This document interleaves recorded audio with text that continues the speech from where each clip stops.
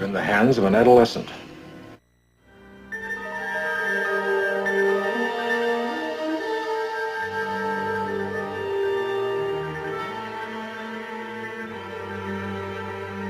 mystery. I don't like mysteries. Get bellyache. I got a duty right now. Aye, sir.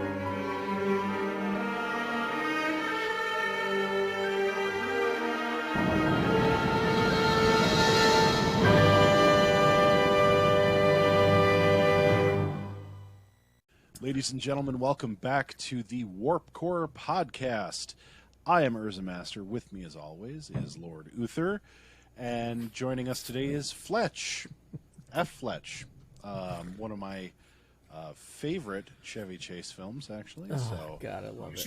Fletch, fantastic. But we are, of course, the Warp Cores. We're going to be talking Star Trek today. This is our 10th episode. And of course, apropos, we're going to be talking the 10th Star Trek film and the last, I would say, of the canon Star Trek films anyway, in the series. And I'm actually really excited to talk about this one today. But as we did last time, and I think behooves the show, we're going to turn this one over to Fletch for some behind-the-scenes summary recap and really stir up this pot before we get to the cooking. So, Fletch, I'll let you take it away. Thank you, Ursa Master. Thank you, Lord Uther. And thank you, fans at home, for coming along on this journey with us through the heavens in the 23rd century. So, yes, this evening we will be discussing Star Trek X, Nemesis. Let me say from the outset that when you are finished enjoying this episode, I will not in any attempt, I have no ambition to try and change your hearts and minds about how you feel about this. This film is arguably one of the most polarizing in the canon, and I would not presume that my opinion on this would supersede yours. However, I am here to make my case tonight that despite its flaws, and despite everything that went into the production and post-production, this is one of my favorite Star Trek films. And I'm going to make that case for you this evening, and we'll let the jury decide. So, okay. So here we are in 2002. It has been 4 years since Star Trek Insurrection premiered on December 9th, 1998. This is the largest gap for any Star Trek film, beginning with the motion picture. Wrath of Khan was 3 years after the motion picture. They went on a steady diet of every 2 years. Star Trek's 2, 3, and 4. There was a 3-year gap between 4 and 5. 5 was also considered a at times flawed film. There was a 2-year gap between 5 and 6, which The Undiscovered Country was the final goodbye for the original cast. There was a 3-year gap between The Undiscovered Country and Generations. And then it was like clockwork, First Contact 2 years later, Insurrection 2 years after that. So we have more than doubled now what fans have come to expect for a Star Trek film. And in that 4 years, from December of 98, this film was released on December 9th, 2002. In those 4 years, the entire cinematic, science fiction, fantasy realm was completely turned upside down. 6 months after Insurrection was in theaters, a little film from George Lucas called Star Wars Episode I, The Phantom Menace, exploded onto screens. And was the conversation, for better or worse, for that all of 1999. So obviously, whatever your feelings on that film were, it set a new standard in visual effects and everything of that kind at that time.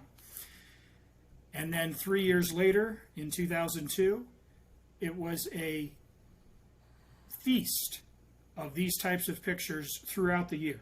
It started in the summer. Sony's first Sam Raimi helmed Spider-Man came out in 2002. 2 weeks later, Attack of the Clones, Episode 2, came out.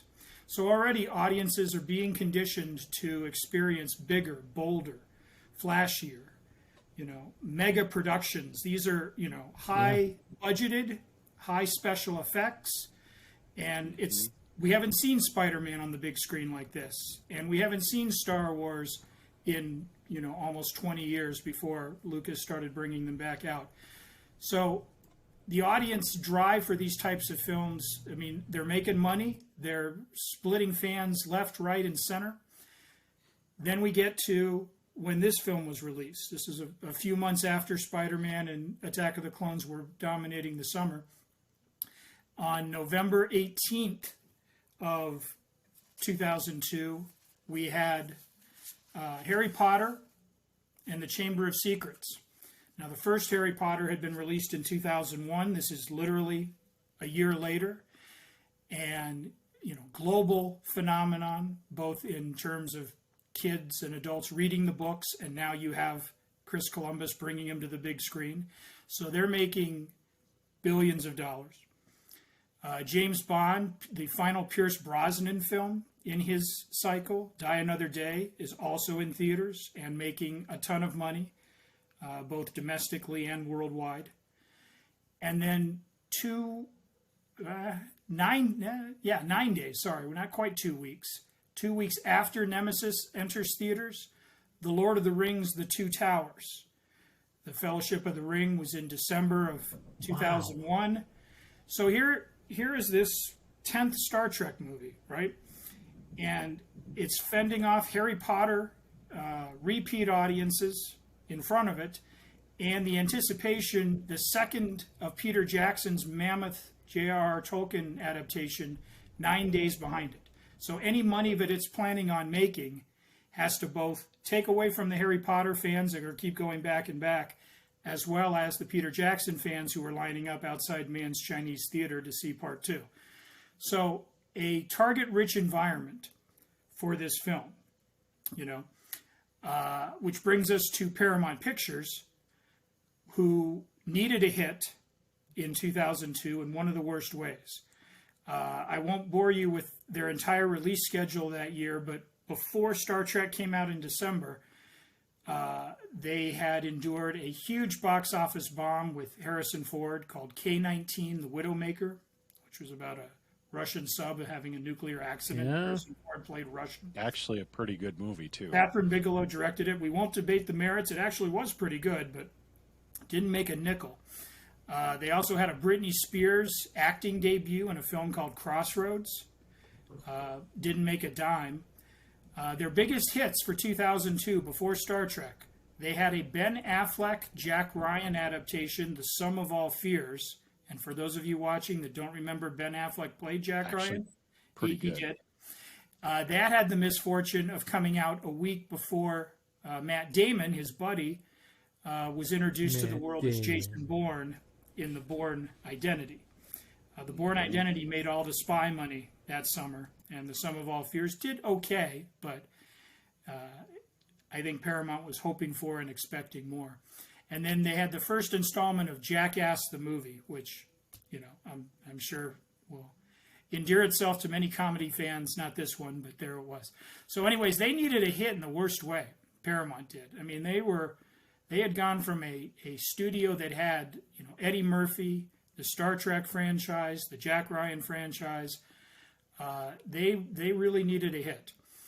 And the executives at Paramount decided, they made decisions right up to the release date of this picture, which I'm going to argue throughout this episode, put Nemesis, behind the eight ball in some ways that could have been avoided and ways that couldn't have been. So we'll get to that. But this film, I have rewatched it recently, and I've got to say, it reminds me of another sequel to a popular franchise that audiences were deeply divided on. When I was a newspaper columnist, I had a column that was called Movies That I Loved That Most People Didn't. And Nemesis would have been one of the subjects of those columns if I had included it. The first column I ever wrote with that was for Alien 3, David Fincher, which I too believe is a misunderstood masterpiece, but which turned off a lot of fans for Olivet's approach. Nemesis falls under a similar umbrella, in my opinion. It's a film that's it has its flaws, it has its missteps, but I would argue that some of those were forced upon it rather than choices that were initially made and so forth. The filmmakers, I think, wanted to present one film, and then the executives at Paramount, needing box office lucre, made some decisions sort of above their heads that led to where we were. So this film started with a phone call from Brent Spiner, plays, of course, Lieutenant Commander Data, and his buddy John Logan, who was a screenwriter. John Logan had just burst onto the scene in 1997. He was the screenwriter for Oliver Stone's Any Given Sunday, about professional football, starring Al Pacino. And he was just coming off, prior to this film, he was just coming off an Oscar nomination for Ridley Scott's Gladiator, of which he was one of 3 writers. So the first, Brett Spiner, and he's apparently a lifelong Trekkie. So a conversation between Brett Spiner and John Logan led to a meeting with producer Rick Berman. And Rick Berman says, hey, I can get an Oscar-nominated screenwriter to do the next picture. Done.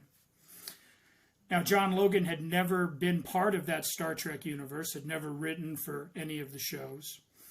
And at this point, we have to remember Rick Berman is still steering the ship, uber producer. But Star Trek is basically leaving the air at this point in 2002. Deep Space Nine finished its run in 1999. Voyager, I believe, finished in 2001. So the only Star Trek programming right now that fans can enjoy week by week. When this picture opened, we were through 1.5 seasons of Enterprise, later renamed Star Trek Enterprise, with Scott Bakula. And I will confess, I've never seen an episode. I haven't either. I don't know why I never got into that concept, but I just never. But wasn't that the thing though at that time, was like the prequel, right? I feel like that was something George Lucas had kind of brought. Well, as I'm talking about a prequel, I'm talking about something being brought forward, but Lucas really kind of brought that up with Phantom Menace, and that kind of seemed to be the thing for a while. There was to go backwards all the time. Right. That was, I think they even pitched it to audiences like that. It was like at the same time that they were advertising Phantom Menace, it seemed like they were starting to advertise Enterprise, or shortly thereafter, something like that. Because I remember there was a lot of buzz about it, and then you heard nothing. I mean, literally nothing. And I missed the pilot episode on TV, and I never watched it. But yeah, I mean, this was a great year for movies. I mean, 2002 was a mind blow. I went to more movies in 2002 than ever before. I remember it was so funny because I went to see, I think, Harry Potter, and then I went to see Nemesis, and then The Two Towers like a week later, or 2 weeks later, I should say. And I was blown away by all 3. I really hated Chamber of Secrets, and I really loved the other 2. I was not a huge Harry Potter movie fan for many, many reasons, but they've grown on me since. But I think what's really interesting about this is I distinctly remember walking out of Nemesis being like, that was really cool, but it didn't feel like the last movie. Like it did a disservice to the other movies, and I left wanting more, wanting some kind of new conclusion, because it was, I mean, we'll kind of talk through it a little bit in more detail, but I will say I just finished watching it on VHS before we started. Yay. And I've got a new appreciation for it.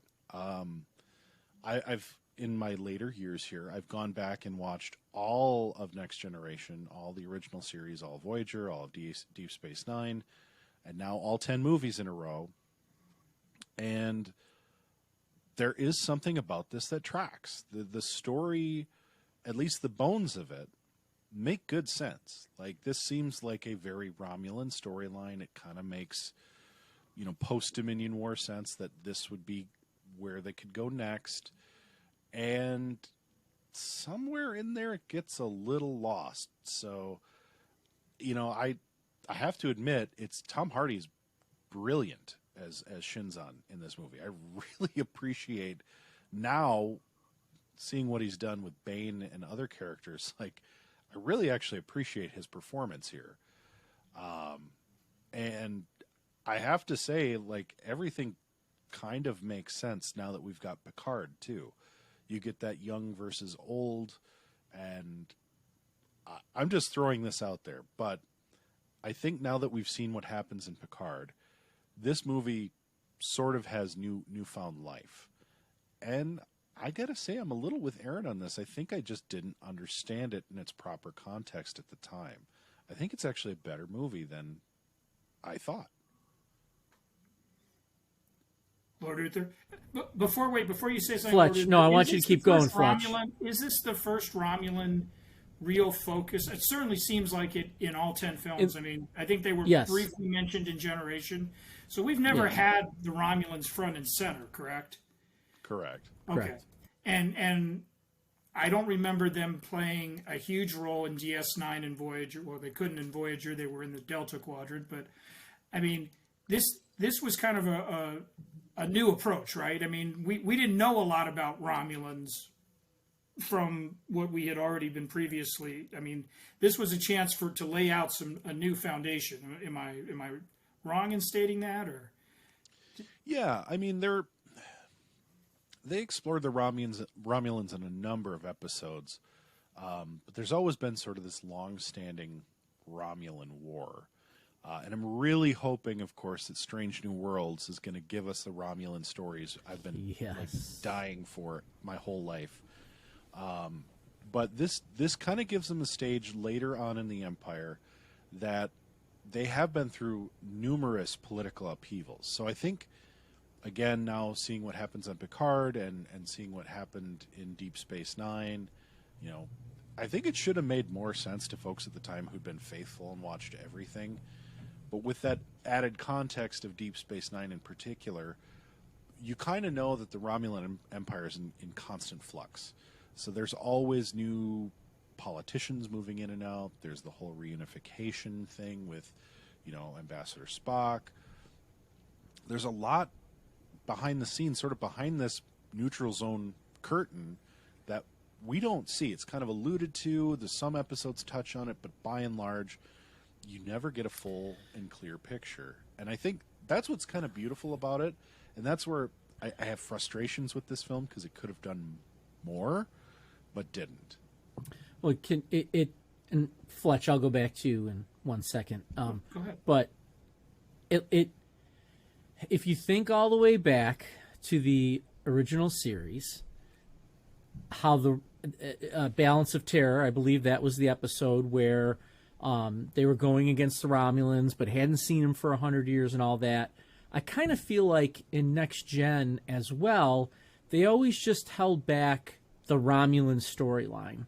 They never really, they threw it in here and there, and it kind of remained mysterious. And then I thought in DS9, didn't they help? Oh, that was Cardassians that help out, right?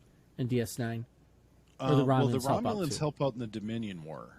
They actually play a pretty large role, because I've got to see that still. The Federation's getting their ass kicked. I mean, spoiler alert, but they bring in the Klingon Empire, and finally the Romulans are kind of playing, who do we side with? The Dominion, the enemy the of the enemy is my friend. Then, okay. Yeah, there's actually, that's probably one of my favorite story arcs, so I don't want to spoil too much. Okay. But it plays a lot of that has otherwise been absent. So I can see, in a sense, what you're saying, Urza, that this movie could have probably done more to advance the story of the Federation and the Romulans. Instead, we're just kind of thrown into a political struggle, kind of out of nowhere. But with that, Fletch, to you. Well, yeah. I mean, I just wasn't sure if this idea of Romulus and Remans and all of that, if that was just spun whole cloth for this film, or if we'd already known about this tension between? No. So this was sort of a new invention then from John Logan and the team. Yes. Okay. All right. Well, one of the reasons they wanted John Logan coming off of Gladiator was that political, the scenes in Ridley Scott's film with the Senate and the machinations and so forth. And so that was one of the things they were hoping to land with him. So anyway, John Logan, never worked on a Star Trek project prior to Nemesis. He and Brett Spiner and Rick Berman, had meetings and pitched ideas around, and Brett Spiner received his first and only story credit for this picture, for his contributions. And then Rick Berman, with Paramount's blessing, they wanted to shake it up. They really wanted to roll the dice here. And they said, well, as long as we're getting a screenwriter who's new to the universe, all of our department heads, as many as we can, are going to be from outside, right? The first three movies, Rick Berman had show writers, Michael Piller and Brannon Braga and Ronald D. Moore working on it, but this was just going to be basically turn Star Trek over to people who have long careers in motion pictures, but don't have any real background in the universe. And we can argue in the debate on that for a few hours, but that was the decision that was made. And that's one of the things that made it so exciting for me, is because everybody that was behind the camera doing this, I knew from their other works. So for director, they went with Stuart Baird. Now, Stuart Baird had directed 2 movies prior to Nemesis. He had directed Executive Decision with Kurt Russell and Steven Seagal. Yes, Gary. Oh, so good. And then he did U.S. Marshals, the follow-up to The Fugitive with Tommy Lee Jones. I Robert like Downey, that movie, too. That's a good and Wesley movie. Snipes. So his reputation in town is efficient action director. But where he made his bones for decades was as an editor. And he was Richard Donner's editor for many, many, many of his projects and many of his films, going all the way back. And I'll just give you a quick list. I mean, Stuart Baird edited The Omen, Superman the movie, Lethal Weapon, Gorillas in the Mist, Lethal Weapon 2, Die Hard 2, The Last Boy That's Scout. a resume. When Paramount was considering him for directing, they asked for his editorial supervision on 2 of their films. He wasn't the actual editor, but they wanted him behind the scenes helping out. So he helped cut Mission Impossible 2 for John Woo and Tom Cruise, and Lara Croft Tomb Raider, the first installment in that franchise. Tough call. And he also did the same for Kevin Costner for Robin Hood, Prince of Thieves. So, I mean, this guy had the bona fides of being able to edit, pace, cut, shoot, action. And that's why he was hired, right? His cinematographer, Jeffrey Kimball, is the cinematographer for Top Gun and Beverly Hills Cop 2. His editor, Dallas Pewitt, had also, edited, Lethal Weapon 4. And so one of the first things that got me excited when I knew this film was coming out was all of these people who had already established reputation and done beautiful work elsewhere were going to try their hand at Star Trek. It was almost like inviting a visiting chef into your kitchen and saying, go ahead and make tonight's, menu. And I don't know how many fans were aware of that at the time or even, after, but that this was not a bug. This was a feature that we were going to get non-Star Trek people to guide the Enterprise here. So that's one of the reasons that I stand behind this film, because I'm like, this is something new. This is like, to briefly pull Star Wars back into it, this is like seeing Rian Johnson writing and directing The Last Jedi. Rian Johnson is not the first name you would think of. And, I wonder what he would do with a Star Wars picture. But you go because he would destroy it. Well, and that's another. That's what he would do. That's Yes, we will. So, a new cook in the kitchen and new voices at the table, I think, is one of the selling points for me in terms of all this. Number 2, I mean, concentrating on the film, I mean, this is a sad film from the first 10 minutes, right? And I think that might have turned some fans off almost immediately, because here we are. We have some Romulan-Reman interplay in the Senate that leads to an assassination, and we've got a conspiracies afoot.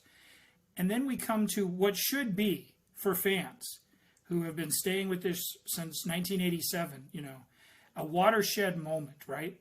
The marriage of Will Riker and Deanna Troi. And we come in with the best man's toast, Captain Picard, everyone in, beautifully costumed, and we see familiar faces. Wesley Crusher's at the head table, and there's Guinan. But it's sad, right? It's a sad moment, because in the same scene that we're celebrating their union, we learn that Will and Deanna are going to be leaving the ship to go off and be on the USS Titan. So, for pure fans, not someone who just wandered into the multiplex, I mean, this is gutting, right?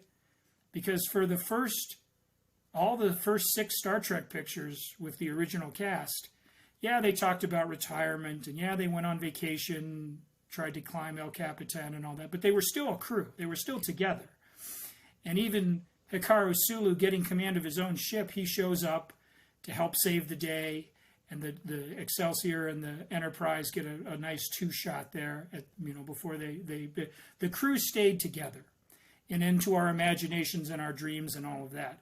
But here we're starting this picture with the knowledge that, somewhere, by the end of this thing, the crew that we grew up, rooting for and enjoying will no longer be working together, or the family is splintered. And even though the picture doesn't take a lot of time to kind of dwell on it, it still hits you. And I'm curious if you guys felt that way either on your first viewing or later, that, they're announcing this is the end, this finality. And it's, like I say, it's gutting. It was giving me hope. Sorry, Urza.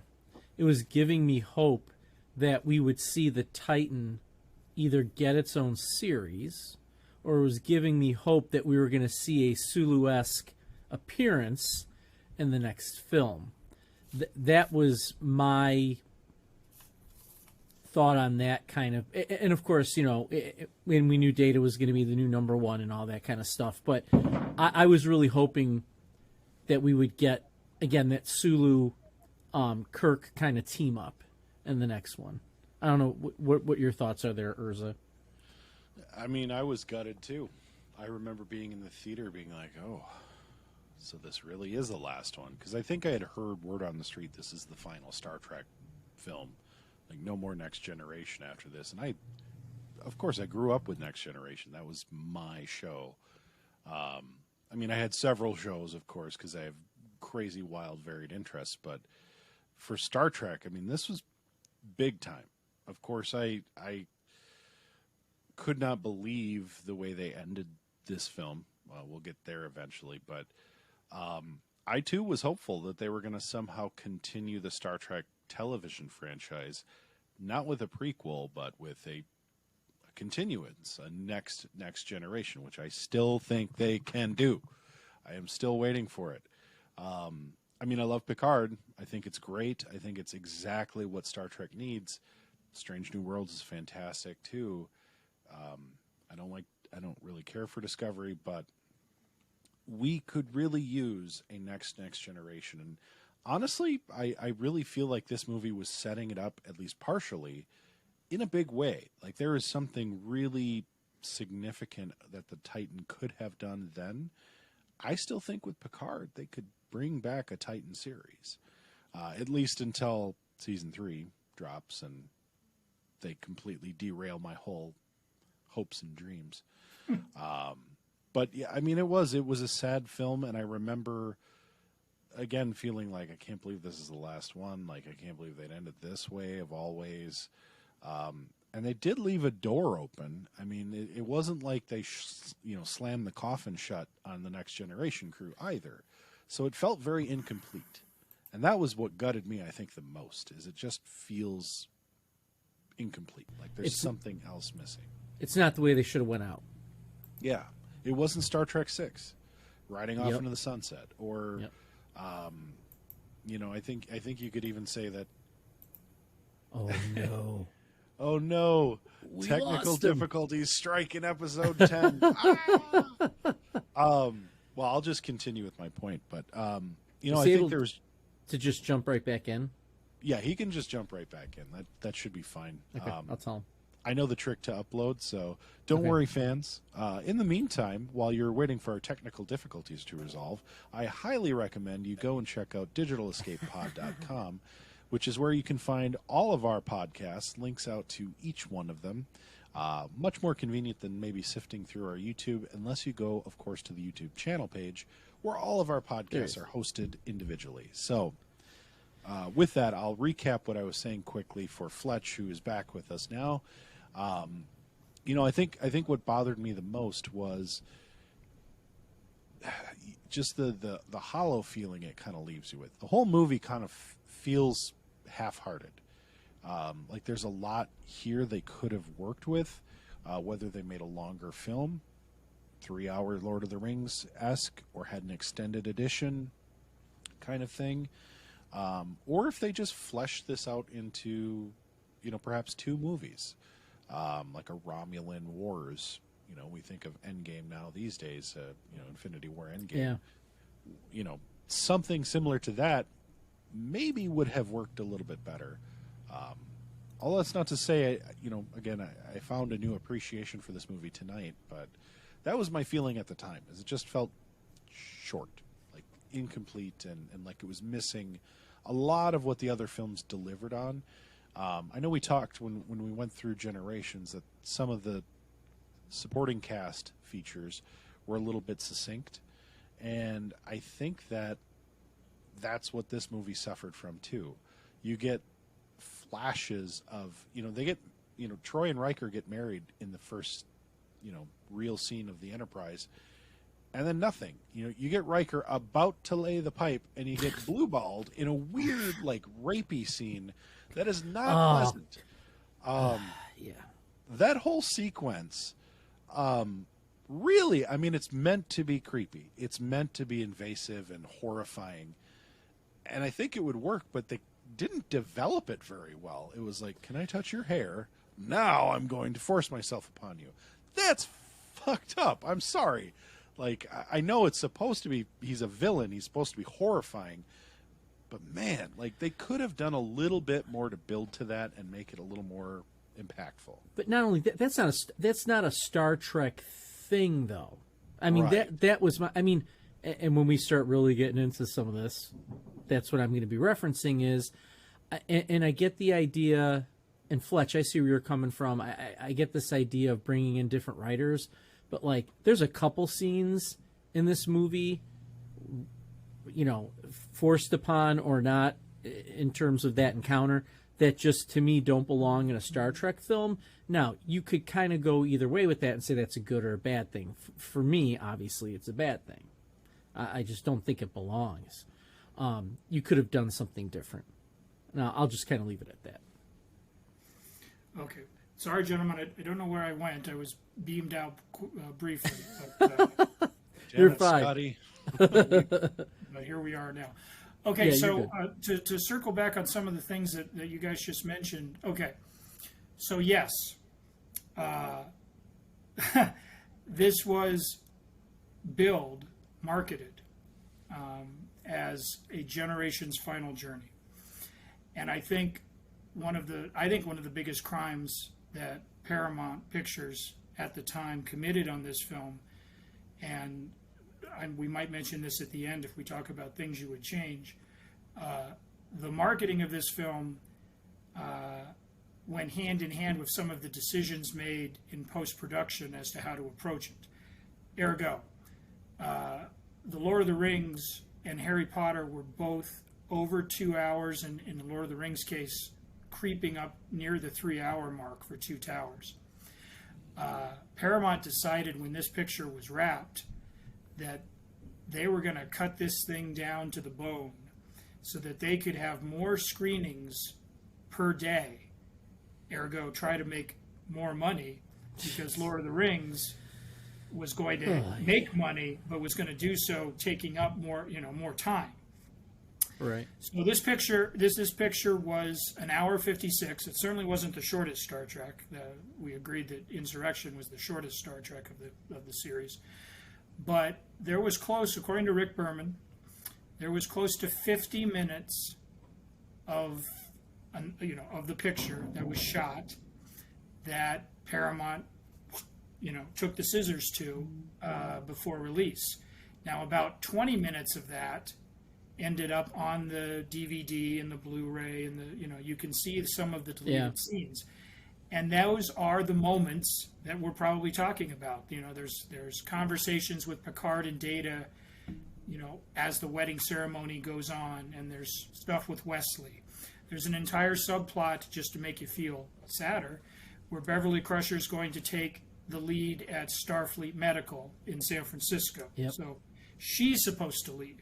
We're already sad that Riker and Troy are on their way out. She's supposed to take off and leave. So those moments were sacrificed by the powers that be that said, well, we've got to somehow stand out in the marketplace, et cetera, et cetera. So they're, and I don't want to make everyone feel all naive and so forth, but in Hollywood, in the end, it's all about dollars, not cents. And that was the calculation, is that if we're going to stand out, and with all these other things making money, this is one of the things we're going to do. And we're also going to push it to fans like, you can't miss this movie. It's their last journey. But here's the hypocrisy of that. It is no secret that there was an 11th Star Trek film that was already in development. It was going to continue this storyline. It was going to have Will and Deanna on the Titan. It was going to have Wesley Crusher as one of the engineers on the Titan. Like, he was actually supposed to be in the picture. Yep. And the idea, I don't know if it would have been Romulans or the last vestiges of the Dominion, or how they were going to wrap it up. But the plan was to open up the window and give some of the TV people that had been on the show faithfully for season after season, to give them a chance to pop up on the big screen. So they were going to pull in characters, whoever was available and whoever made sense, from DS9, from Voyager, with the next gen cast, and basically close out this era of storytelling, the Rick Berman Next Generation, this whole big shared universe. They were going to basically, and so I mean, they had scripts that were being, in the early stages. So when we walked out of the theater, to Ursa Master's point, and you're like, is that it? That doesn't feel like that should be it. Paramount was going to, wink at us and say, oh, come back in 2 years for their version of The Undiscovered Country, the grand send-off. But they were too clever by half. It didn't make money. It was swallowed up by these other behemoths because of some of these decisions that they made. And as a result, they abandoned plans to finish it off properly, give them a proper farewell and send off, and tie up some of these dangling threads, which, to my understanding now, is what they're using the Picard show to be able to do, and at least give fans some sense of closure. So it only took 21 years to get there. But this is where I say, where some of this stuff for Nemesis, and I don't want to make excuses for the picture. Ultimately, it played in theaters, and it showed up on home video, and we have what we have. But I don't think the filmmakers and the cast and everybody set out necessarily. I think the movie that they envisioned, that they shot, and the movie that was released to us was slightly different. But I think the movie that we got, this is the part where I rise to its defense. We talked about Insurrection being, at times feeling like a bigger episode of television, the way it was structured, the way it was conflicts and so forth, while at the same time giving us these delightful character moments, Geordi looking at the sunrise and Will and Deanna taking a bath. Those were all moments that charmed us and warmed us as fans. Here, we hired Stuart Baird. We went over his extensive credits. we wanted an action picture.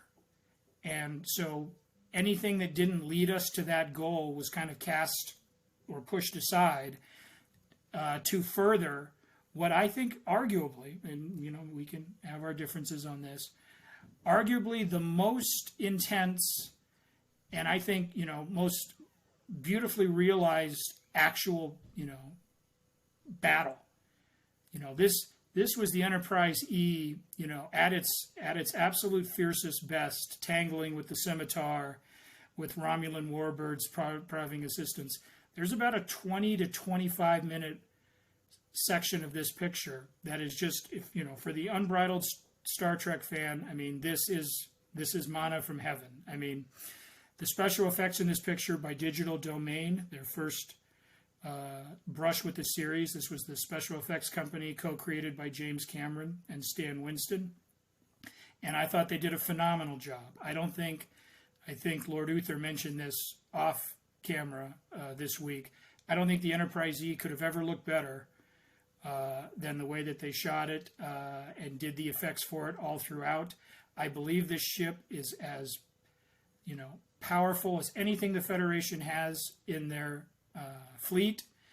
And I think that the Scimitar is presented as Clubber Lang to the Federation's Rocky Balboa. I mean, and I'll skip ahead to one of my all-time favorite moments in this.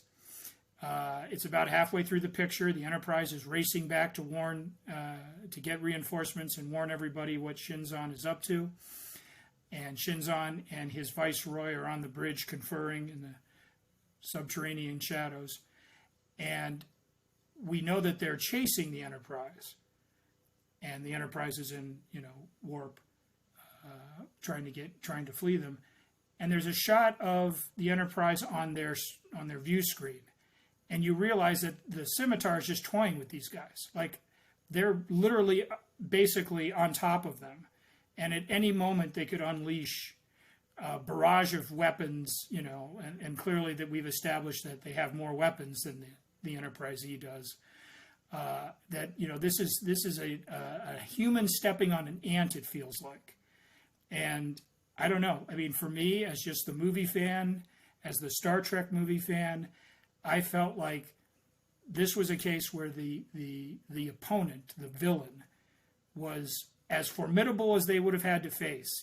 I kind of roll my eyes when I think that the Sona have enough to take down, the ship and things like that. But this, or the Klingons and their shield phasing trick that they pull in Generations. But this is a case where the Enterprise is fighting out of their weight class here, and it makes for a terrific. I mean, again, and that's the strength that Stuart Baird, as a director and as an editor, brings to this, is that I'm like, wow, are these guys going to get out of this? Like, they're not just losing, they're losing badly. So I throw that to you. At no point in this film do I feel like we're watching an episode, I guess is what I'm saying. The scale and the scope that these people did in their other projects are brought to bear here. And like I say, I think it's engrossing. Go ahead, Urza, and I will follow up. I mean, I love the space battle. But I have to admit, it did feel a bit like an episode. And I think back to Deep Space Nine, when the whole fleet engaged the Dominion and that space battle. And I think it falls short of that expectation. That being said, it's an amazing David versus Goliath moment. It's also an incredible moment in the storytelling of the Romulans when they show up and the tables shift. But again, it feels like it's not quite fleshed out. Like, they are toying with the Enterprise. They are clearly superior, but that's their flaws, their arrogance, it feels kind of obvious to me. And I also feel like there's a little more subterfuge that could have gone on. It could have been, a little less space battle, a little more corridor battle, a little more like infiltrating a Borg cube, or I liked it. I did, and I appreciate it more now. But I still feel this would have made a great episode if they somehow condensed this into like a 2-parter or a 3-parter, as they often did on Next Generation. Aside from a few of the scenes that I tend to agree with Lord Uther really don't belong. They're more action filmy kind of scenes. But there are some of those that I like too. Like, I feel like the whole gunfighting in the corridor thing wasn't common on Star Trek, at least the Next Generation. And that felt really cool. I liked that a lot. I like that Data couldn't just immediately get through the bay door. Like, he had to try a few passwords. It humanized Data, which, I mean, obviously that's kind of the big story of this movie, is that despite the fact he's clearly lacking the emotion chip, where did that ever go? Yes. You know, it works to make him very heartfelt. But again, 3-part episode could have done the same thing. And it's where I feel like the whole 7-season thing is where the breaking point for me was. Like, why not have a reboot series and use this as a 3-part, debut? I mean, that's kind of my feeling I get now, because that would have been very exciting at the time. Whether it launches a Titan series or launches a whole new Enterprise series, and then the Titan kind of worms its way in and out of the series, or, every couple of seasons they show up and they have to team up. It's just so many missed opportunities, which I'm sure Paramount is really regretting, because now they're seeing the success of Picard. But for me, it was exciting. I can't deny it. I also feel like it left me still, again, to say I was wanting more. And every turn in this movie feels like, oh, that was really cool, but I want more. Like, it's like eating a slice of pizza. Like, you just can't stop until the whole thing is gone, and then you still want more. I love pizza, but I don't love this movie. So with that said, I might Just go a do it little, with her. a little Just unload. First of all, whoever directed that crappy third Batman movie obviously still. Oh, I was born in darkness. Well, what a coincidence. So is Tom Hardy in this movie. I mean, can we not just let... I mean, please. But that Batman 3 movie, we'll argue about that one day, because that was another travesty as far as I'm concerned. B4. You're going to name him B4? I mean, extra cheese, please, right here on my Star Trek movie. B4. I kind of like that, actually. Oh, jeez Louise. They turned it into a joke, too. So yeah, even Picard's like, oh, Dr. Sung is really good with names. And it's like, oh, God, I just... It's so cheesy. But that's kind of Star Trek Next Generation. Like, they had a lot of cheesy moments like that. The struggle is real with that one, too. No emotion chip. I was going to bring that up. It's like, wait a second. So where did that go? Which plays to Fletch's point that you might have not... You don't have the writers that are steeped in the lore. Lore. I see what you did. Hello. There. I see what you did. Thank you. That's all I wanted, was for someone to say that. So I maybe that's why there was no emotion chip. And then you're going to tell me these people that have been stuck on the dark side of a moon, Pink Floyd, somehow, at some point, I'm looking around for help, obviously, somehow at some point build this massive ship that's even more powerful than the flagship of the Federation, and no one knows. Well, somehow these slaves liberate themselves from the Romulan masters, even though the Romulans have been at a basic standstill with the Federation fleet for like 200 years at this point. I mean, there's some convenience there. And first of all, Romulans and Remans. Really? Romulus and Remus? I mean, right. I thought it was always Romulans and Vulcans, which made good sense. And now you're going to throw in like a third brother? Like, I don't think so. However, I do like that they set the Remans up as a foil for the Jem'Hadar, and kind of explain that it was in passing, which I think was a disservice, but they set these up as like this alpha master race that was essentially created for battle, and I do like that. That was an idea that could have made a really great, good point, action-packed storyline. But they just sort of, again, it's sort of like pissed off to the side, and they're like, but instead, we want this horny teenager to be our feature villain. Okay, I will say this. I'm going to just throw this out there, that this was my reaction to that. Oh, I like that. I will say this. Watching it, I only think I saw it twice. Same. Years ago. So I will say, watching it again, my number of warp cores I would have originally given it, which I know we're not there yet, has gone up. I do like this film a little bit better. A little bit better. I just, flying a shuttle through the Scimitar, I mean, that's how massive that ship is, but then I felt like at different points the ratios were off, like ship-wise, especially when they ram the Scimitar, and it makes the Enterprise look like it's almost the same size as the Scimitar, but the rest of the movie it really never looked size comparison-wise, which I think, by the way, Battlestar Galactica rips off later on, which might be one of the best sci-fi shows ever on TV, was Battlestar Galactica. And Urza, if you haven't seen that, you're talking the new version, not the Lorne Green. Well, of course I'm talking about Lorne Green. Why would I? Yes, the new version. Jeez. See, I watched the old version, and I hated it. Watch the new version. So I never gave the new version. They were it for me when I was growing up. So, but anyway. So anyway, go ahead, Fletch. All right, so you mentioned B4, and you mentioned some of these things here.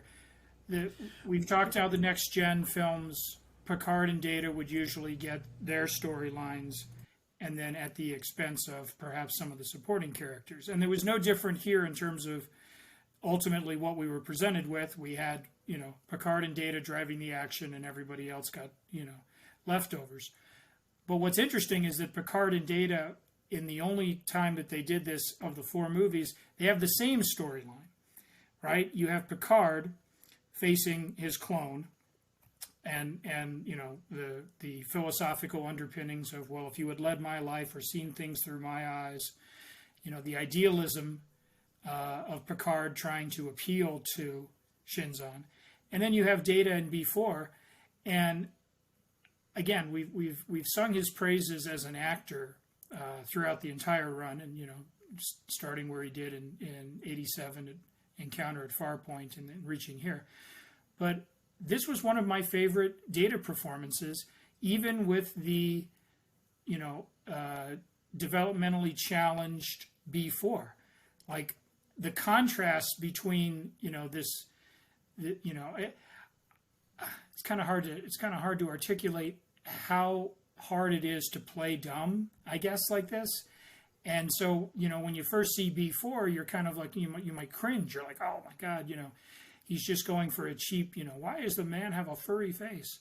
But, watching it. I love that line. Right. Watching it today, I appreciate, this, you've got one actor doing these 2 different shadings of this character. And it makes me love Data more for the journey that he's been on this entire time, and how far he's come, emotion ship or not. And then, again, this sort of unrealized, untapped potential of B4, which I don't know how they resolve in Picard, and no spoilers in terms of how that's played out.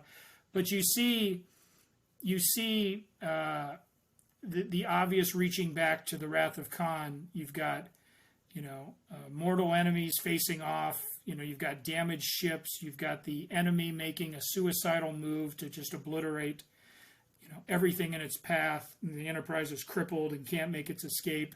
And it's up to the plucky heroics of a supporting character to save the day, followed by the suggestion, at least in this picture, that he will be resurrected. Instead of Oh, without a doubt, that was a lying total fallow solid. on the Genesis world, now we have Irving Berlin as our cue that that's their search for Spock, little tease, if you will. But I think this is one of Brett Spiner's best, playing off of himself, but giving Data, sort of the like I say, I think it's one of his best performances as Data in the films. He may have had stronger episodes during the show's run, but I think in the films, I was behind him the whole way in this picture, and I thought he did a great job. We really didn't get too much of the Picard barking. You'd have to go back and watch Insurrection for that, or First Contact. But there was a lot more, especially in trying. I mean, he did not want to give up on Shinzon because, in fact, he's arguing with an echo of himself. But there's much more of the humanity of Picard as well. I think those two were well served by what material they had, per se, the stuff that did survive the editor's scissors.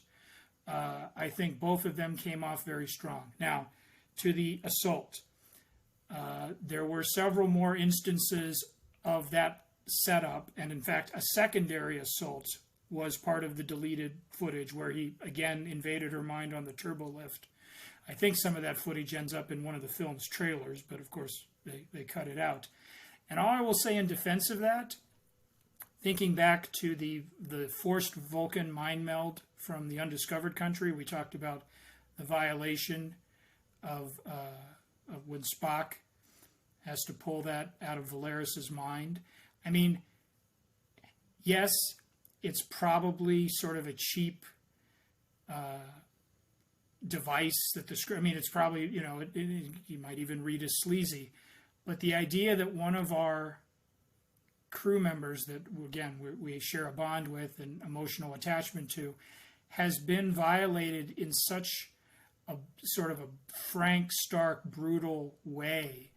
And you can see, I mean, Marina Sirtis, when she's in sickbay and they're, treating her, like, she conveys the anguish of having felt that violation. Like, she's, it really scars her. And that moment where she gets to turn the tables on the Viceroy and they bring the lights up so it's really only got her eyes there. I mean, again, unsettling. I will concede the point that, does that feel like it belongs in a PG-13, the second PG-13 Star Trek film? I mean, I think it works effectively as somebody that, you can see Will Riker when Shinzon first glimpses her and is like, just staring at her. And then Riker like moves from the right side of the screen over here like, hey, are you looking at my wife? Kind of and then of course he gets to take it out on the Viceroy later. But I would argue that moment, I mean, that's supposed to upset us. It's supposed to be something that, like, makes us uncomfortable. And I think it succeeds in that. But I can see your point that it, in a world that gave us, family-friendly television for so long, it is a little icky. So, but we do get to see Will Riker. Oh, sorry. Yes, we do. Didn't mean to cut you off. No. No, we get to see Riker and her finally. Do the deed. Finally get close anyway. Yeah. So. But it felt very much like Gladiator, where Joaquin Phoenix is kind of coming on to his sister. Oh yeah. Right? Oh yes. Yep. It was very similar to that. Which, I mean, if you want to make an audience uncomfortable, it worked. And it did set up a nice little revenge plot for later. But, I kind of agree. There were some really dark concepts explored, especially in Deep Space Nine. And in Picard, too, they touch on humanity's darkness pretty well. But I still think, like, it feels a little out of place. The whole film feels a little out of place for Star Trek, because it isn't fleshed out the way Star Trek normally is. And knowing now, of course, I didn't know at the time that all of these people were completely unaffiliated. Like, well, no wonder this was kind of a flop. And that being said, I think there are a lot of redeeming qualities to it. And I do think Data's performance, to your point, Brent Spiner does an amazing job in this movie. And I had to hold back tears the moment where he deactivates B4 when I was rewatching it. It was just incredibly powerful. Very different from the deactivation scene with Lore in the show. It felt so much more. We've always seen Picard and Data as like a father to son figure, and this was brother to brother, but because of the childlike nature of B4, it felt like father to son, but almost like he had to, put the kid down, which is kind of a weird way to look at it. Maybe it's a man to dog, having to put the dog down. But I mean, there's so many good things that are in this movie that just don't belong in Star Trek. And that's kind of one of them. Although it's a very poignant, emotional sequence, it feels a little un-Trek to me. And the fact that they reactivate B4 later, in the closing of the film, like, okay, it was obvious setup, which I always thought was like, okay, so they're going to reopen it, and it's just going to be like Data from season 1. He's going to be very naive, and I'm like, okay, that actually I think would have made an interesting movie. I really do. I think they could have wormed that in somehow into a new series and been successful. But again, the movie itself, you're waiting, you're found wanting. Like you just there's just some piece, some chunk, some lore. I use that intentionally. That's missing here. That could have made a really neat, complicating factor to this movie. Because I always thought, and I thought again when I was watching this, when they first find B4, is this a lore movie? This could have been the lore movie. This could have been where the Dr. Sung storyline culminates. And instead they're doing a Romulan story, which is fine. But this could have been the sister plot or a side plot. Or they could have pulled a Star Trek V where, the Romulans are the Klingons and the real enemy is Lore. And somehow he's orchestrated this whole political upheaval. He's done all this because, well, no spoilers, but Picard Season 3, of course. They've already said Lore's in it, so I very much look forward to seeing what they do there. But here again is another missed opportunity, which felt kind of obvious, sort of like having a Q movie. Where is my Q movie? Star Trek 12 should have been the Q Continuum movie, where shit hits the fan in the continuum like it did on the show, but in a much bigger, badasser way. Badasser. But anyway, I don't know. You know what? I'm starting to curve back around to where I'm disliking this movie more as I talk about it. Quick stop. Even though I do think I appreciate it more now, I still think there's just so much that's problematic about it. That did we ever know how B4 got on the planet? Was that ever explained? Shinzon, in a again throwaway piece of dialogue, says they discovered the android and used it as the bait to bring them on. Oh, We've gone all this time. We haven't even mentioned the first and only car chase in a Star Trek picture. Dude, oh no, I got it right here. Okay. So you're. By the way, I'm wondering if that's where most of the budget went at some point, where they could have spent it on screenwriters, and they build these vehicles. Why aren't they just flying the ship around and just picking up the pieces that way? Why do we have to be four-wheeling everywhere? And I know you're. Gosh darn right, it's a good point. And by the way, I have another really funny thing that I wrote down. His name shouldn't have been Shinzon. It should have been Shitson, because that's what I thought of the plot of him being in the movie. I'm out. I've done my duty here. I've done my duty. Hello. I didn't even. Hey-o. Anyway, that's turned into a Star Trek comedy show. But Urza, it's like this movie wasn't phased properly. I mean, it just doesn't. There's so many pieces that if they just would have adjusted something here or there, it could have been better. And yeah, could have been better. But I feel like they're making up for it now. I really do. It's sad that it's 21 years later, but like, thank God all these people are still around that they can do this. Well, to me, it's just a long film, but you get to do these TV episodes for Picard to try and go out on the right note.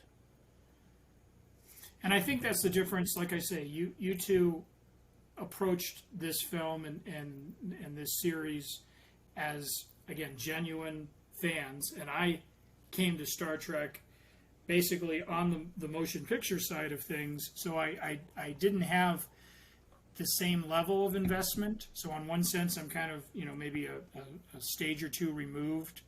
So I'm just sort of assessing it, purely as, hitting the adrenaline, the visceralness, I suppose.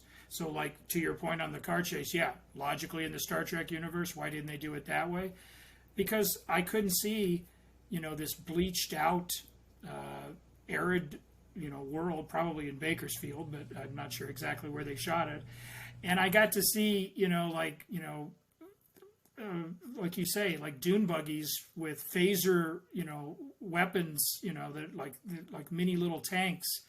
And it just, like I say, it wasn't part of the Star Trek vocabulary that I was familiar with. Ergo, I'm like, oh, this is cool. So, I mean, that's just, like you say, if you had been following the scripts, the TV series Bible, then yeah, you could have just gone boop, boop, boop, boop, boop. But then you would have lost the Night of the Living Dead moment where B4's hand grabs Worf from beneath the sand. Like, again, where was that coming from? Don't know, but I liked it. I think the problem is Star Trek doesn't belong in the desert. Look at Star Trek V. Oh, there you go. The horses, the whole Western, like Star Trek V's a Western. And this is Mad Max. I mean, it's just not, it really doesn't fit well. It's not to say you can't do it. It just doesn't quite fit. It's a square peg in a round hole. With the future Mad Max I like as the villain, yeah. Yeah, look at all these movies are tying together. All these ties, but yeah. I mean, it's all right. I actually didn't mind the desert scene. I thought it was kind of fun and whimsical, which is a strength of the Star Trek Next Generation movies, and like Star Trek 4 had the strength of having quite a bit of whimsy, and I appreciated that they tried to preserve some of that. The car chase part felt a little forced, like. They could have just went down and found the parts, and then that's it. I mean, that would have been fine. Why they had to build in a whole car chase thing, it could have been a little, like, brief, like maybe some natives start throwing rocks at them like a primitive people if it had been a more primitive planet. But there were so many other things wrong with this movie that I kind of overlooked that, and I've actually kind of grown to enjoy it because it's kind of plucky, which isn't bad. Like if that would have been the only flaw, and the rest of the movie went the way I wanted it to go, fine. That's totally well and good. Like Star Trek V, there's quite a bit about it I don't like, but overall the movie kind of goes the way I want it to go, and I'm like, this is pretty damn good. So which brings me to this question now that you just talked about Star Trek V again. So Star Trek V obviously is crap, but they still make 6. So something, I got to guess 5 didn't make a bunch of money, but they make 6 anyway. So why aren't they following that? This is to you, Fletch. I mean, this is a meatball right now. I mean, why? Right. So the budget for this was $60 million. The last insurrection in this country domestically made about $117 million on a $70 million budget. Now, for whatever reason, Star Trek has never enjoyed the success overseas in all of the big markets as it has domestically. So for Paramount, from an investment standpoint, 2/3 of what they were hoping to bring in would have been from this country, with another third or so on the various international, the England, China, Russia, wherever. Now, thanks to Spider-Man, circling back to the beginning of this chat, thanks to Spider-Man and Attack of the Clones and Harry Potter and all of these other films, worldwide business they've flipped the script. So now 2/3 of a film's gross is international. And they're only hoping to bring in a third or so from domestic. And even with that ratio flipped on its head, this film was budgeted around $60 million. It made a total gross of, I think it was number one for its weekend on December 9th, but then was just devoured by The Lord of the Rings 9 days later. And so it ultimately ended up making about $67 million, the lowest grossing of any Trek film that they ever made. $67 million earned off of a $60 million investment with minimal overseas money. And so like I said, the people running Paramount at this point, they were, I think there was a studio shakeup the following year, or it might have been early 2004. But the people who were in charge now were basically just grasping for power at their last minute, and clearly their box office reflected that. They weren't making good decisions. So again, without making excuses for the picture, I think there was enough to say that this film would have felt better to a lot of people had we been promised and were assured that we would get the send-off that we were hoping for. And I think when they just basically said, well, it's basically off TV except for Enterprise. This film underperformed. We're going to cut our losses for now. We're going to get out of the Star Trek business for a few years. And then they reboot it down the road in 2009. It takes them 7 years to bring on the Kelvin timeline and J.J. Abrams and the whole new cast and all of that. So I just think, and when you read reviews of this picture, like even the professional critics, the Roger Eberts of the world and the New York Times, they were citing franchise fatigue. Shouldn't they really at this point be doing something better with their time? And I don't think that's a fair assessment. I was a movie critic myself, so I don't agree with. But it just became too easy to kind of lob darts at it rather than, show the support. And again, don't forget, we still don't have the type of message boards and fan communications and outreach that we enjoy now.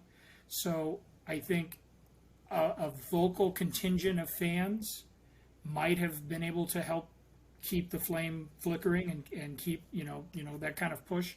But we were still, again, sort of in the infancy of what we are now. There was no TikTok or Facebook message, Facebook friends rooms and things like that were really on the radar. So, I think it was a circumstance of its time, and I think there were things that were out of its control that led to its disappointing results. I mean, what's on screen you have to judge, but I think that Nemesis is sort of a flawed film that I think you can take lessons from, but at the end, for me, like I say, I see it as an hour and 56-minute action movie.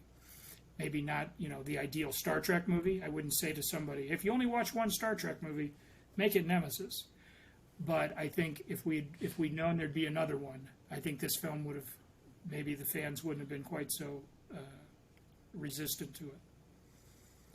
I'm going to tie this to Twin Peaks and something we had talked about with Fire Walk with Me. There you go. And there's a reason why I'm going to tie this to Star Wars too, because I'm wondering, I'm actually formulating a slight hypothesis in my brain here. But we were talking about Fire Walk with Me, and I remember you saying to me, "You've got to go see that movie as many times as you can." I'm like, "What do you mean, go see it as many times? I'll get it on." And you said, "No, you've got to go see it so it makes enough money." So that maybe they can do another one or continue the series. So I think I saw it 5 times. I think I saw it with you one time in the theater. I went one time with Alec, actually. And I went 3 more times by myself, just to try and give that movie money. Let's tie this to Star Trek. But that film, it didn't work. That movie, and you did an amazing job. That film grossed $1.8 million on its first weekend. So you Oh my clearly God. were almost a third of that box office alone was whatever you ended up going to the theater with. So kudos there. You're seven taller. It's, So here's the problem with Star Trek versus Star Wars, though, and this is what I think might have happened to this movie. I'm guessing Star Trek needs repeat viewings to help make it, maybe that's a piece of it, to help it make its money, right? So where I would have gone and seen First Contact minimum of 2 times, I actually think I saw it 3 or 4 times in the theater. I saw this thing once, I'm like, I ain't going back to this. yeah, and I think I don't think I don't even think the everyday sci-fi fan can walk into a Star Trek movie all the time and feel comfortable or understanding as to what's happening on the screen. Where you can go to a Star Wars movie, even that pile of this is pod racing. Even go into that movie, having never really experienced Star Wars before, but you can still, it still pulls in someone outside the Star Wars genre, right? Where I think Star Trek needs me to go 2 or 3 or 4 times to see it, and this movie doesn't lend itself to that. And you're not just going to throw any old person into a Star Trek theater. right. No, I Yeah, think you're that makes I absolutely think that's a correct. great point. So I think All right. I think the fandom I feel better of about Star myself. Trek, I think the fandom of Star Trek has proven very loyal, very resilient, and very passionate about what works and what doesn't for them. And I think what we're touching on here is the idea that, you know, they may have been more resistant to. I mean, if the next gen films or even the original series films had done more of this, had tried to bring in various voices and so forth, because that's not necessarily a crime to try and get new faces at the table. But I agree think, with that. I think fans had certain expectations, and I think they have certain, you know, hopes, as you say. You know, my hope would be that this would be a Titan thing.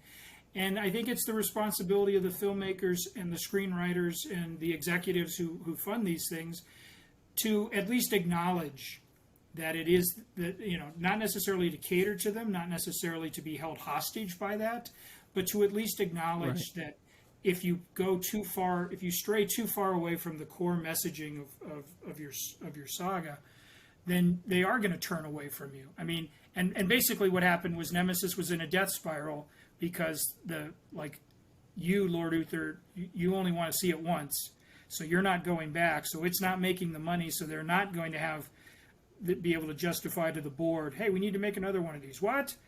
You only made $67 million on this one. Forget it. Get out of here. So I mean, there was just no way to pull up out of that, unfortunately. And just so you know, you just destroyed any argument you're going to have when we talk about Rise of Skywalker, because that movie does exactly what you just said. It completely strays away from that film made $1 billion. completely strays. That film, Made $1 billion. I don't even want to say it because this is a. So there is a You know, difference. I think we should all just do a Star Wars pod at this point. Yeah, we're getting We have there, a lot man. to Because say. it's the struggle is it's bad. Yes. Anyway, but yes, again, just thank goodness for season 3 of Picard. Okay, because let I me think ask they're you. going to write. Let a me lot of ask you those. and Ursa Master Please. this: was your initial reaction, and again, it's tempered by the fact that we have, you know, come a long way in 21 years, but was your reaction to what you were seeing on screen? I mean, your disappointment or your anger or your sadness or all of that.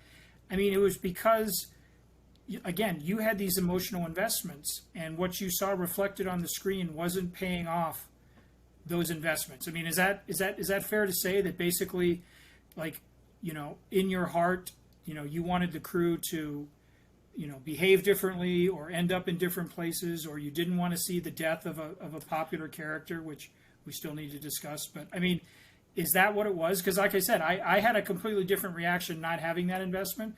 But was that one of the sole things that first grabbed you? Like, you know, God, that's not how they should be. You know, that's not what they should be doing. I should be seeing something different. Oh, I'll just real quick.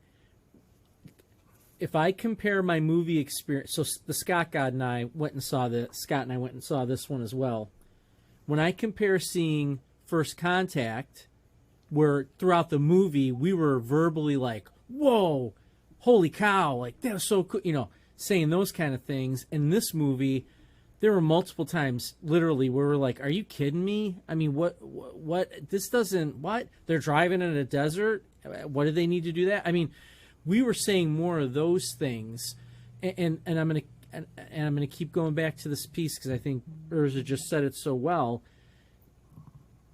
Just off kilter, just a bit. I mean, just off a little bit. Something. It's almost like bring in the action writers, but have a Star Trek person overseeing the story. Already, in this hour and 20 minutes we've been talking, Urza has given me better plot lines that could have been inserted into this movie that would have made it enjoyable and understandable, too. I mean, Shitzan is also a vampire when you really think about it. He needs Picard's blood. What are we doing? It meanders. It meanders. Yes. Right? It can't decide what it wants to be. Yeah, it's there's too many cooks in the kitchen. They needed to stick with Star Trek writers. It's okay. Like the movie itself is okay. I can enjoy it. If there was another one after it, I'd probably look at it like a Star Trek V with, they're probably going to retcon some of this in the next movie because this is kind of garbage. But by and large, I think the cast plays their roles the way they should be played for the way it's written. That, to me, felt okay. And I think it's time to talk about the death of Data. Yes. Because I thought that was great. That was the one part of this movie that felt like that was how Data needed to go out to complete his no spoilers for Picard, but that was how he needed to go out for the films. And yeah. It was really poignant. It was heartfelt. I think the ending of this movie, that moment where he saves Picard, and the rest of the movie was almost flawless. Excellent point. Okay. That was Excellent like point. somebody stepped in right at the end and said, "Wait a minute. We're going to tie this up the right way. We're going to Excellent wrap this point. up in a nice bow." And that the funeral, I mean, the whole thing was absolutely brilliant. The rest of the movie was always like 5 or 6 degrees off center in one direction or the other, and it kept flip-flopping back and forth like a needle that couldn't find the right voltage. It was just like, like Geordi is like, he should be way more excited about Thaleron radiation than he is. And he should know a lot more about it. Like, Crusher is the one that kind of warns them about the dangers. But Geordi should have been like, oh, shit. There should have been more panic. There should have been, they were apprehensive of Shinzon from the beginning. There should have been more oomph. There should have been more of this and that. Like, it's the whole movie is just like a little bit off or a few degrees here or there. And, that's where I think this is a good time. We'll talk Data, but then I think we jump right into our Warp Core evaluation, because the death of Data and the end of the movie is probably the best part of this movie, in my opinion, and I think it warrants a little bit of response, but then I think we can truly judge it, because we've really hashed over all the flaws at this point. I'm going to go first because I'm going to tie it to something Star Wars that I think is important, if you don't mind. Thank you. They should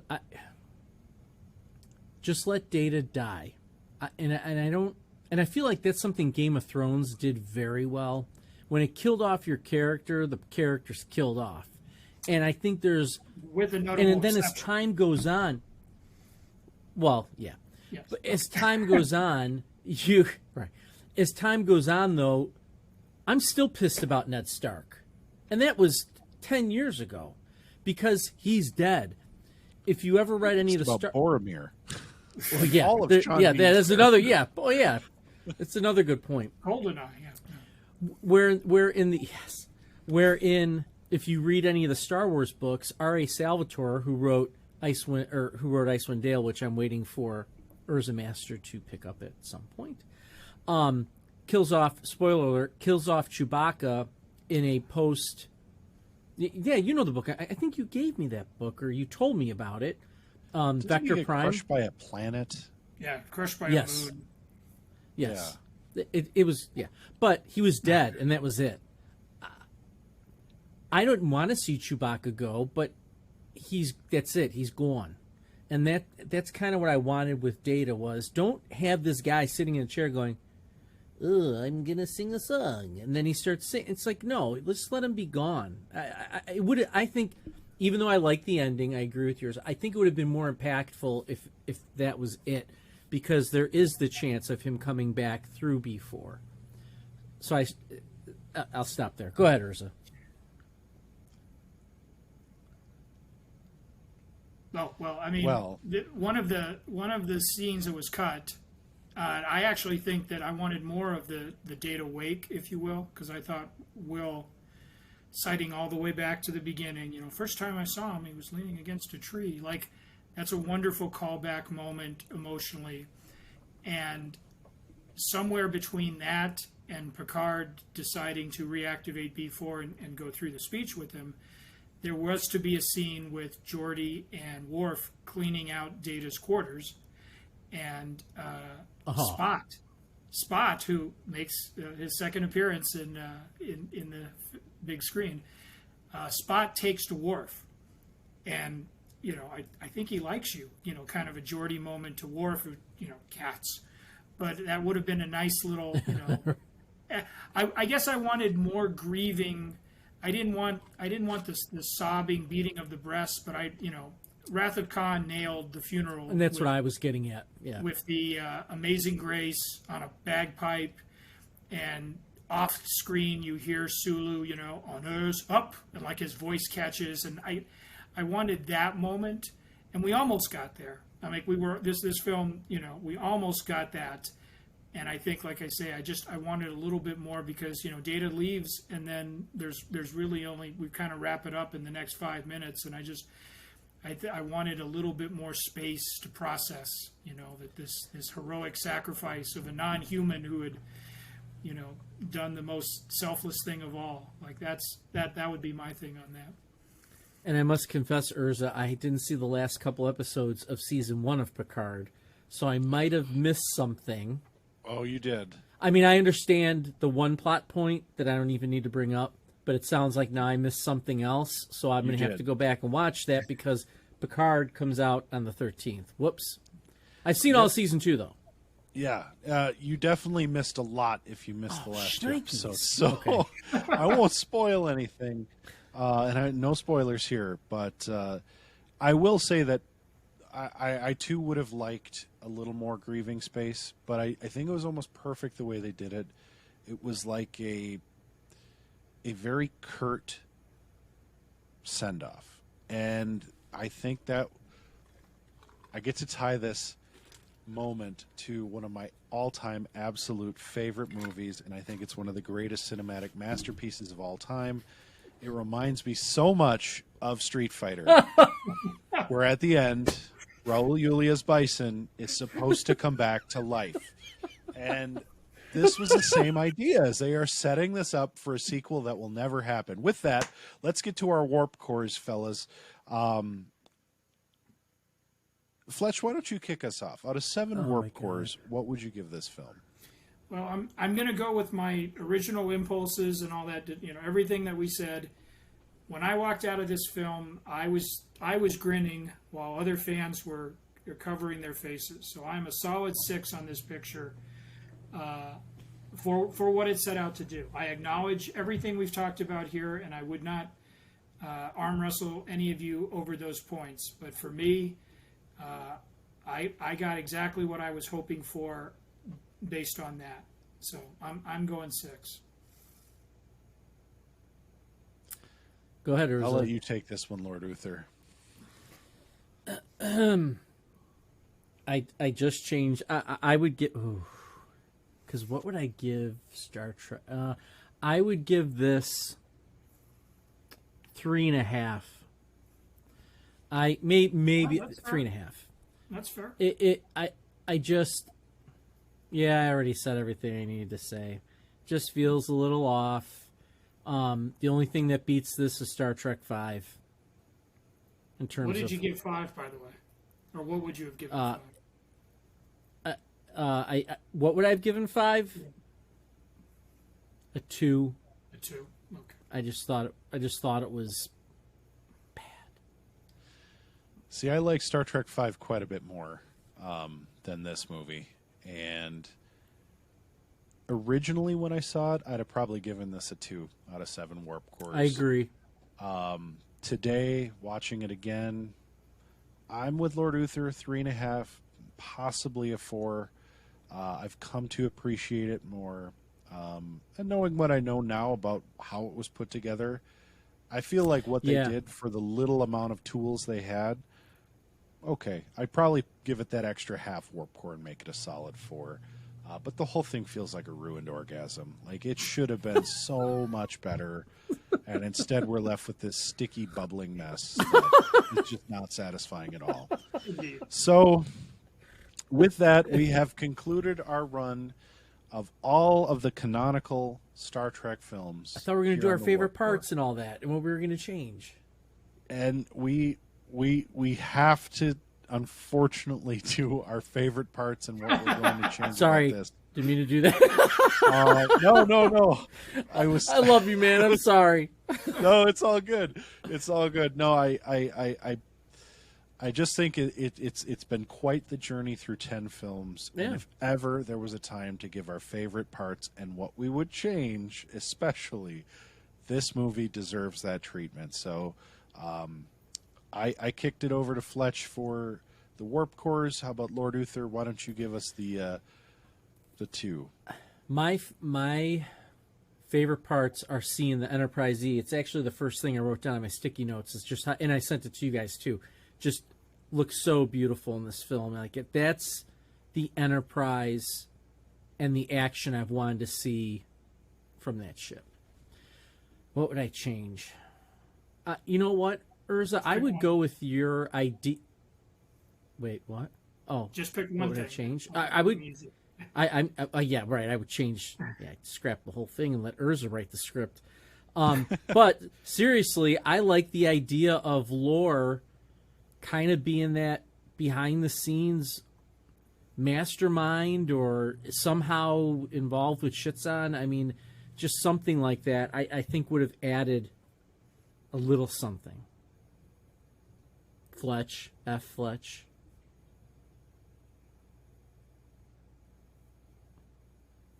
Oh no! And with that, he's like, you know what?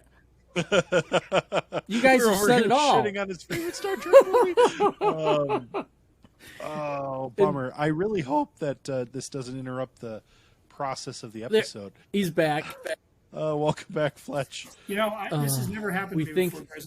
I'm there embarrassed. we are. He was talking about orgasms and ruined orgasms, and I feel like that's what's happening here. But my favorite thing about this was the new voices at the table, which is not really a part of the picture itself. And the thing that I would have changed the most would have been the marketing of this picture and not sort of promised us a generation's last journey when, in fact, I mean, they had plans to extend the story. And I think when people, the combination of choosing to market it that way to try and draw fans in, but then leaving them hanging as they did, is ultimately what left sort of a bad taste in a lot of people's mouths. And then they became a self-fulfilling prophecy when they ended up not making another picture. So that's, you know, I would have modulated the marketing, you know, a generation's darkest hour, or just something that would have maybe not suggested this is the absolute end of what you're going to see. You know, we've got your back, kind of a thing. And I think the studio let the fans down. That's what I would change. That's, yeah. I guess if you weren't going to change anything about the movie, that would be one way to try and salvage it. I think one thing I really liked about this film was Data's performance throughout actually the whole movie. I think everything about, you know, even though it was Sans emotion chip, I think everything that went for Data in this film was really well done. particularly his death and the ending. And when I say Data, I include B4 in that. I think B4 was a clever character. Maybe I should save this for the Star Wars cast, but screw it. I'm breaking the rules like Lord Uther always does. That's right. I think B4 was a great comic relief character, just like I think Jar Jar Binks was a great comic relief character. Thank you. And I will die on that hill. Thank you. I truly believe that. But there's a lot I could say about Episode 1 as well, and I'll save that for the Star Wars podcast. Attaboy. But Brent Spiner in this movie is just incredible. Outstanding again. He's without flaw in all of the movies he appears in and in the series. The things I would change are enumerated already in the show, but I think I would also go back to lore. And I wanted so badly to see more lore in the series. I think this was a great opportunity to pull a switcheroo, like they did in the episode where Lore was in control of the Borg colony, and put Lore in this circumstance where somehow he's orchestrated a Reman uprising. I would take Shinzon as the clone and leave him, but I would make him a little more of the red herring and still leave him as intimidating and maybe as dark of a character as he ends up being, because it's a great foil for Picard if it's done better. But I think you ultimately pit Data and Lore finally at each other's throats, as opposed to the one wants to save the other, or they can't kill each other. You know, I could never fight my father, sort of thing. And I really think that would make just an incredible story that could have been told in 2.5 hours, 2 hours 45, Lord of the Rings-esque length, and made for this epic blockbuster that Paramount Pictures sorely needed. I also would have moved the release date, but No kidding. push it to 2003 because that wasn't that great of a year in cinema. No. But I will say this movie, being the last one in the franchise, did allow Patrick Stewart to do the X-Men franchise. And that was a fantastic franchise. So I'm gonna give props to Nemesis for that. We'll give it back that half a warp core I knocked it down to 3.5 and give it a full 4. With that, again, this is our 10th episode, our 10th and final Star Trek film. And I think, have we settled on where we're going next? Because we're boldly going where no Warp Core podcast has gone before. And that is to Yes. a TV franchise of some variety. We have a lot of options here, fellas. And, you know, I'll remind you all that Deep Space Nine is 176 hours. So there is a lot to unpack there. Right. Voyager is shorter. TNG is iconic. TOS, I've got a stack of VHS tapes staring me down like, watch me. I also have the whole collection on Blu-ray. Animated series. Animated series. Hell, we got Strange New Worlds coming up too. Picard is releasing. Where do we want to take this? I mean, we've got to go need to Picard. make this so. We've got to go Picard season 3. I mean, do you have access to that there, Fletch? At this time, access denied, but we're working on it. Let's work on that. Okay. So, you know what? We're just going to have to surprise all of our very millions and millions of Warp Core listeners. The dozens and dozens of mankind fans. You're just going to have to wait and see what happens next week. We're going to surprise So we will you. leave this as a surprise. That's the consensus. I like that. Like Garth Brooks hiding the bodies. I like that. Shout out to your mom's house. With that, thank you, listeners. Thank you, subscribers. We appreciate your time and energy being with us and sticking it out on this long dissection of Nemesis, which was really due. Nemesis was due a nice farewell, and so was a TNG crew, and they didn't get it. So, with that, again, if you have comments on Star Trek Nemesis that we did not touch on, or you just want to troll us about Nemesis or anything else we've said on this episode, like Jar Jar Binks, drop it in the comments. Here on YouTube, drop us a like if you liked the show. Hit subscribe if you are not already a subscriber. Please don't miss out on future Warp Cores. Don't miss out on the Digital Escape podcast, on Crit Starter, or the Melt Off podcast. I am Urza Master. That is Fletch. F. Fletch. I'm pointing again. Damn it. And we have Lord Uther with us as always. We thank you. Be safe, be kind, and we'll see you in the stars. Hey, Digital Escape podcast fans, Melt Off podcast fans, and Warp Core podcast fans. If you're a fan of our shows, please check out digitaleescapepodcast.com. If you'd like to work with us for any of your advertising needs, reach out to us via our website or hit us up on any of our social medias, YouTube, Facebook, etc. We'd love to work with you to develop an ad for your product, service, or business, and we'd love to have you on our show to talk about it. Thanks again.